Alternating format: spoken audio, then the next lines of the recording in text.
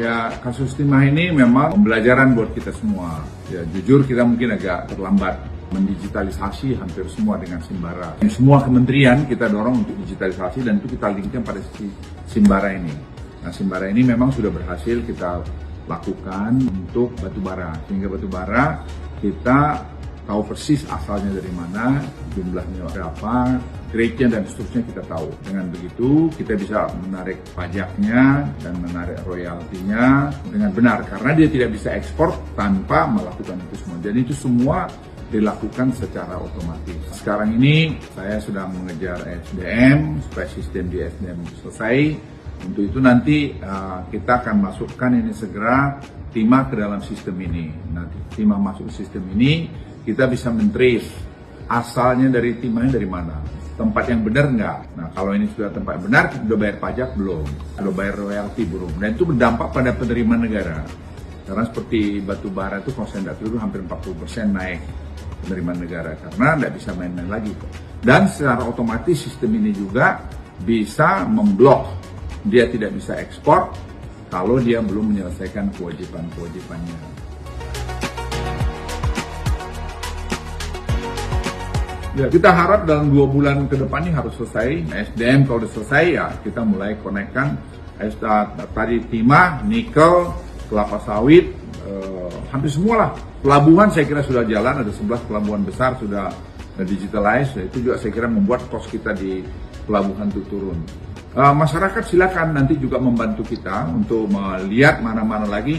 Kita di feeding aja, di info aja mana yang masih kurang. Karena ini karya dari anak-anak bangsa semua. Jadi ya karena mulanya ini jujur saya katakan karena Peduli Lindungi waktu COVID dulu. Jadi saya jujur belajar dari situ dan saya yakin benar-benar bisa kita lakukan dengan ongkos yang relatif murah.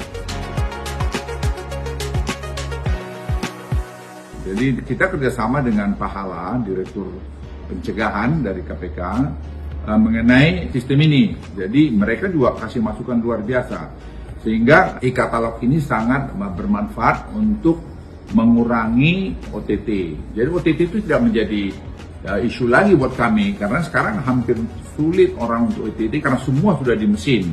Jadi orang negosiasi ke mesin.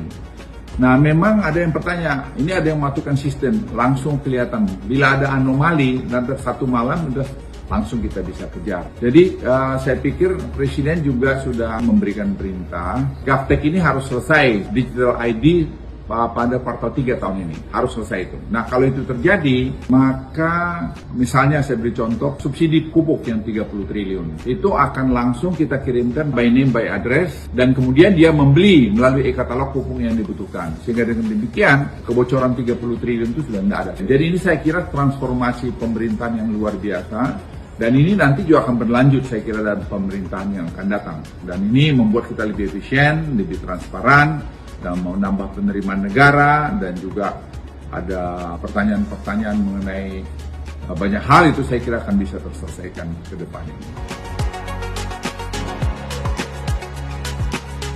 Saya pikir sudah tidak ada masalah. Jadi SDM sudah oke. KLHK kita masih kejar karena KLHK itu masih banyak yang manual. Itu menyangkut carbon trading. Jadi Presiden kemarin sudah ingatkan saya supaya diselesaikan itu. Saya sebagai Komprah, Komite Pengarah, ketuanya, dan itu saya sudah beritahu KLHK untuk segera diselesaikan. Karena nggak boleh nih perdagangan karbon kita ini terhenti karena persoalan di dalam kita sendiri. Nggak bisa, semua harus transparan, nggak bisa lagi main-main sekarang ini.